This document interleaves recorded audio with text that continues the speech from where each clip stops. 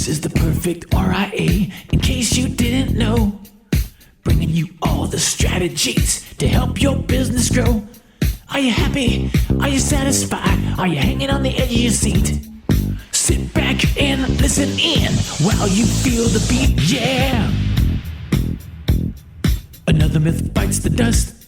Welcome back, TPR Nation. This is your co-host, Micah Shalansky, and with me, as usual, is the legendary Matthew Jarvis.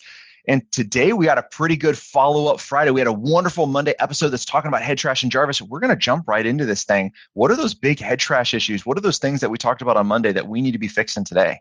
Yeah, especially because this podcast is all about taking action. And so the number one thing is to get clear around where you have head trash. What are the 2 or 3 or 5 things where you find yourself saying, I can't do this, or I should do this, feeling guilty about questioning your value, having your imposter syndrome around? Really, where do you have any kind of negative emotion in your life that we can then identify as head trash and take action on?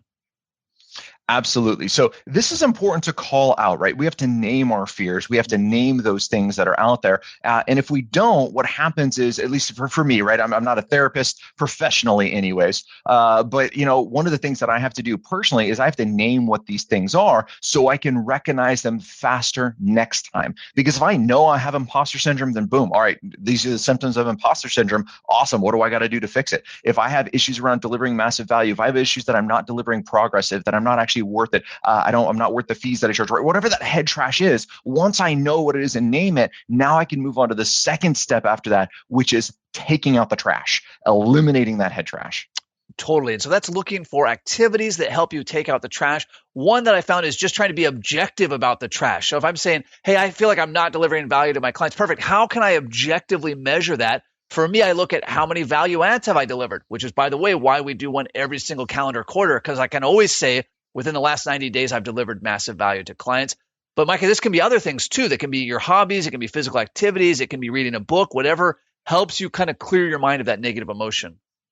We talk about KPIs from a business perspective, and we should do a whole different podcast on this, making sure we have the right KPIs on our business we've talked about before, but also what are your KPIs in your personal life? Now, to me, this is really important because KPIs are all about achievement and progress. And one of the ways the head trash is going to keep creep in my world is I'm very progress driven. If I don't feel I'm making progress, that includes in personal activities, Jarvis, just as you were saying. So how are you going to measure that? That's the first question. Is it how many books you're going to read? How many hours you're going to spend with your family? How much activities that you're going to do, right? How many hobbies? Where do you want to make your progress at? How much training do you want to do, right? What are these different things that you can look back and say, no, I'm totally making progress in these areas?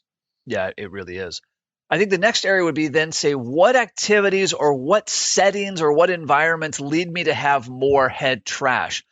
So Micah, you and I mentioned on Monday that we had seen on a public forum that somebody had questioned the amount of value you and I were delivering to clients, which immediately has kind of set us in this a rage would be probably too far, but close to it. In fact, we recorded an entire episode that was just destroying these people. And then we realized, wait a second, this is just head trash. It's head trash that we care what they think. It's head trash that we're questioning our value. But to be aware of what makes me more likely to be victim to head trash. Yeah.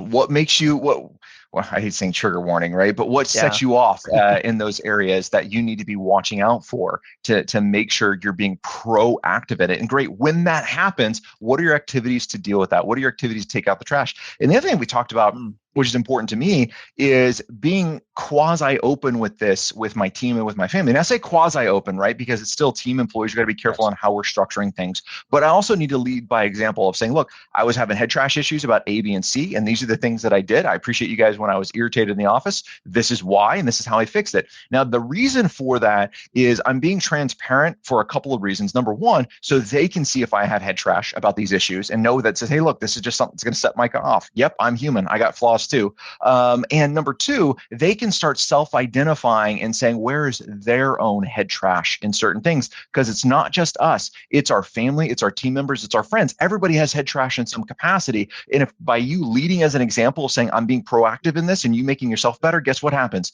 The people around you want to do the same thing.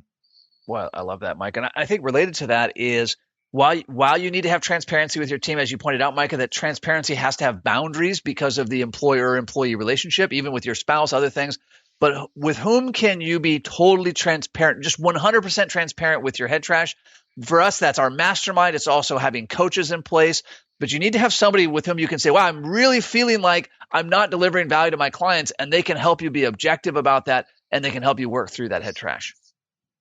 Awesome. So one of the things, if you are a member of our Backstage Pass, then absolutely take advantage of this. Jump in the forum, post your head trash issues, right? We're going to post ours. We're going to post some things that we like to do. And some of the reasons that I like to see other people's head trash is I don't feel alone, right? Because that's one of the things with head trash is that I'm the only one that's dealing with this. So I'm the only one that has this problem, right? And that's just not a reality. And good news is I met Jarvis that is so much more head trash. No, I'm just kidding, right? But we have a great mastermind group, and we can all open up to say, look, these are our issues. Then I can look at it and say, holy crap, I thought I was the only one with this issue. I'm not. Wonderful. How do you fix it? How do I fix it? How do we work on this? And one, we don't feel alone. And sometimes there's going to be other solutions out there on how someone else deals with their head trash. And I'm like, oh my gosh, that is a great idea. I need to do that to fix mine. So the more we share on the forum, the more we help with this, the better off you're going to be.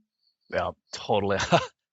Like I was just thinking about, we hadn't talked about this for the episode, but I was just thinking about a member of our mastermind who we will not name because it's confidentiality, but he shared in his mastermind how he felt like he was spending too much time on the ESPN app during the day, and that made him a bad advisor. Now there's some more details for this that are not going to be shared on this setting, but that was one where he said, man, I have a lot of head trash around how much time I spend on the ESPN app. I think it makes me a bad advisor and these things.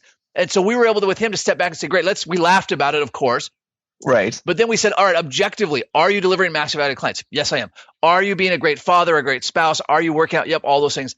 Perfect. Well, great, man. If you're spending an hour, 2 hours a day on the ESPN app and you're getting everything else done, perfect. And so it didn't necessarily change what he was doing, but it changed his approach to it. And all that guilt he had around, which was just kind of his guilty pleasure, went away because he was able to share it in a mastermind format. I love it. So that is so important. All right. Getting back to our action items on Monday. If you haven't taken care of those, then absolutely this weekend you need to do it.